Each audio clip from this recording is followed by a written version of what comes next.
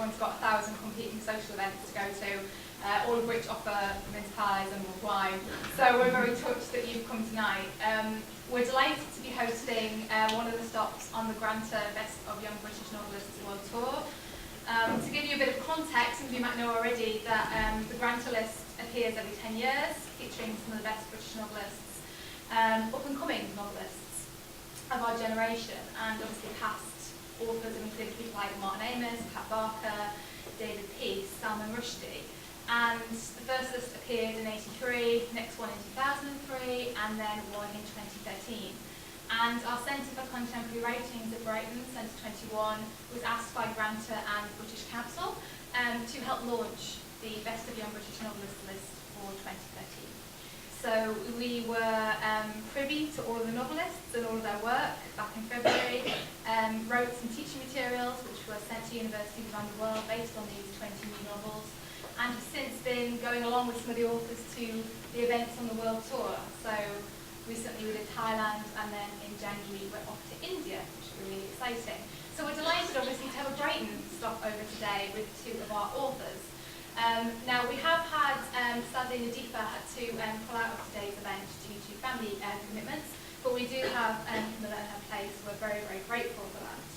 I'm going to start off with a brief bio of both authors for you, and then we're going to hear short readings from you guys, okay? So first we have Kamila. Kamila is author of 5 novels, but it's Burnt Shadows, and I'll just do the quick cover wave so people know that they're looking for Waterstones tomorrow. Burnt Shadows, which was on the 2013 Granta list. What was fascinating for me about Burnt Shadows is the way it interacts with so many contemporary historical events that we all might think we know, but the novel gives us a really nice new perspective through individual experiences and following particular characters' journeys through these very well-known events. We also have Xiaolu, who is author of A Concise Chinese-English Dictionary for Lovers. This book was featured on the Granta list and speaks to quite a lot of the themes across the authors on the Granta list, particularly issues like translation and language and cultural interaction.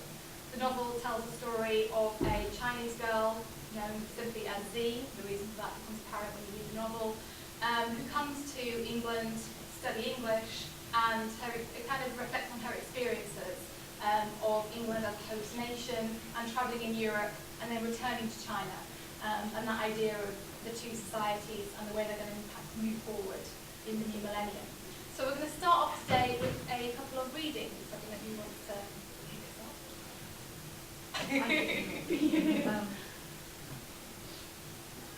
I'm going to be reading a short section from Vipers, which is the story in the Granta issue, which is set in the Brighton Pavilion. As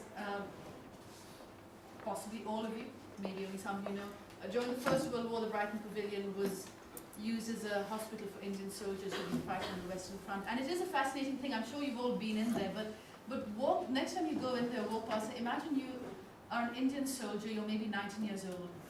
You've never been to England, although you're part of the British Empire. You've been fighting at Ypres, you've been wounded, hospital ships bring you to Brighton, and the first you know of England, which is your empire, is the Brighton Pavilion. It's just a really odd thing to try and imagine, to walk through there and try and imagine what that might have been like. So this is about a young Pathan or Pashtun man called Kazuo who's lost an eye at Ypres and has been brought to the Brighton Pavilion to recuperate. And he's sitting out in the pavilion garden. It's April or so. And he just finished reading a letter that a friend of his has sent him from the trenches. Kazuo looked up from the letter. Through the mist, the arched gateway and green dome of the pavilion entrance seemed insubstantial, a fantasy thrown up against the English sky by the force of the soldier's homesickness. He wound his blanket tighter around his shoulders, his eye aching from the strain of reading only a few sentences. Was there a taunt in the letter beneath the rage directed at the world, or did this unease all come from within himself? One day at Vipers, and his war ended. Now here he was in the grounds of a palace in Brighton, while Sepoy Kalam Khan wrote to him from the trenches at Auber's Ridge. He raised his hand to his eyelid, permanently closed. and pressed down gently, feeling no resistance. There were men here who envied him this, his ticket home. When you return to Peshawar, they would say to him. But he wanted neither Peshawar nor Auber's Ridge, wanted only this domed pavilion by the sea, this place which did all that human hands could do to repair broken men, and asked nothing about a soldier's caste or religion to make him feel inferior, but understood enough about these things to have 9 different kitchens where food could be prepared separately for each group, and where the meat for Muslims was plentiful and halal. The King Emperor himself had sent strict instructions that no one should treat a black, and this word included Pashtun, soldier as a lesser man. The thought of the King Emperor made Qayyum rest a hand against his chest and bow his head. He had given his own palace to wounded Indian soldiers. What Nawab or Maharaja would do as much. A little later, Qayyum has a slightly different response to being in Brighton. He saw the supervising nurse approach when he was in the pavilion garden, reading aloud a letter that one of the sepoys had received from his wife. The sepoy wept in his wheelchair, knowing that his wife's dream of the children they would have together when he returned would never be realized. Qayyum thought the nurse was there to let him know that the car was ready to take him to the glassmakers to be measured for an eye. But despite his eagerness to walk through the world with the semblance of a whole man, he finished reading the letter and sat with his hand on the sepoy's shoulder for a period of time until the man's sobbing quietened, before walking over to where she stood beneath a tree. "You are very kind with the men, Lanzknecht," she said. "I think you must spend half your day reading or writing letters for your fellows." "It helps the day become night," he said. "Yes, well, I wanted to say goodbye and good luck. I'm going, not you." She glanced over her shoulder and spoke to the Englishman in civilian clothes who had approached unobserved. "Put this in your report. Tell them a 56-year-old widow was seen giving signs of favour to a Pathan boy. Let the Empire tremble at that." Turning back to Qayyum, she pressed her handkerchief into his hands. "When you have your new eye, you may want something to wrap it in at night." He didn't immediately understand. Not that day or the one after, not even when he realized all the female nurses had left. But later in the week, on an excursion to the pebbled seafront, he met 2 fellow NCOs of the Lahore division, a Sikh and a Rajput, who said all the women had been removed from York Place Hospital as well. "Have the English decided women shouldn't see wounded men?" Qayyum asked.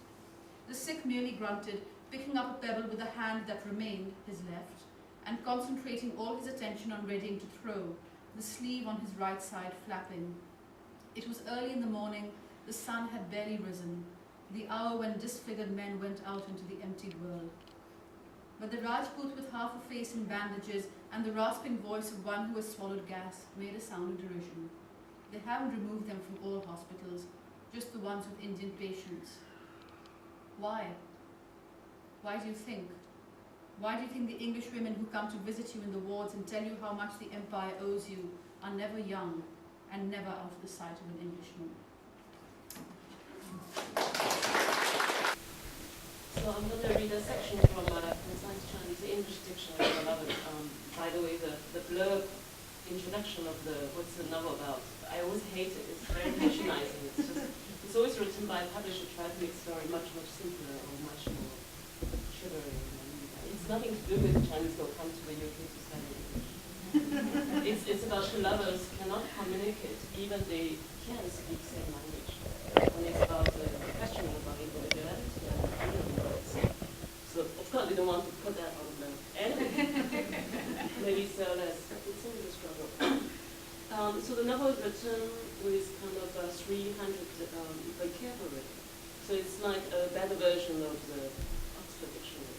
So the woman who wrote her own English dictionary for her to remember every vocabulary she studied every day. And of course, all the vocabulary made up this story. So the vocabulary is all plot devised. It's kind of a device for the story. And this is in the early part. The girls speak quite bad English. The vocabulary is called fertilize. Fertilize, it's a verb. It means provide an animal or plant with sperm or pollen to bring about fertilization. Or it means supply soil with nutrients. Today you take me to your garden It's very small, maybe only 10 square meters.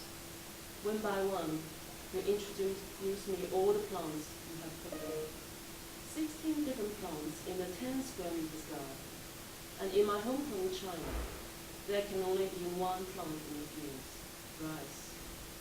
You know every single plant's name, like they're your family. And you try to tell me, but I not remember English names. So you write on them one by one. Potato, daffodil, lavender, mint, spinach, thyme, dill, apple tree, green beans, wisteria, grapevine, bay tree, geranium, beetroot, sweet corn, fig tree. Then I tell you all these plants have very different names and meanings in Chinese. So I write on them one by one and explain every word to you. Potato to dog, it means earth being. Daffodil, 水仙, it means fairy maiden from the water. Lavender, 薰衣草, it means close perfuming weeds. Mint, 薄荷, it means light lotus. Spinach, 菠菜, it means watery vegetable. Thyme, 百里香, 100 miles fragrant. Dill, 石螺, means the herb of thyme. Apple tree, 苹果树, it means clover fern fruit tree. Green beans, 豆子, it means son of beans. Wisteria, 紫藤, meaning purple vines. Grapevine, 葡萄, meaning crawling plant. Bay tree, 月桂树, meaning moon laurel. Geranium, 天竺葵, meaning sky bamboo flower. Beetroot, 甜菜, meaning sweet vegetable. Sweet corn, meaning 玉米, jade rice. Fig tree, 无花果树, meaning fruit tree without flowers. Now standing under your fruit tree without flowers, I pick up a piece of leaf and put on my palm. A single leaf, but large. I touch the surface and I feel hairy. Have you ever read the Bible? You ask. No, of course not. In communist China. Then you fetch a big, huge black book from the room. You open the page. And actually, the fig tree is the oldest mankind's symbol. You point at the beginning of that book and read. And the eyes of them both were opened, and they knew that they were naked, and they sewed fig leaves together, and they made themselves at home. What is that? I was so curious. Well, it is about Adam and Eve. They used fig leaves to cover their naked bodies. I laughed. Well, they are clever then. They know fig leaves bigger than any other leaf. You laugh again.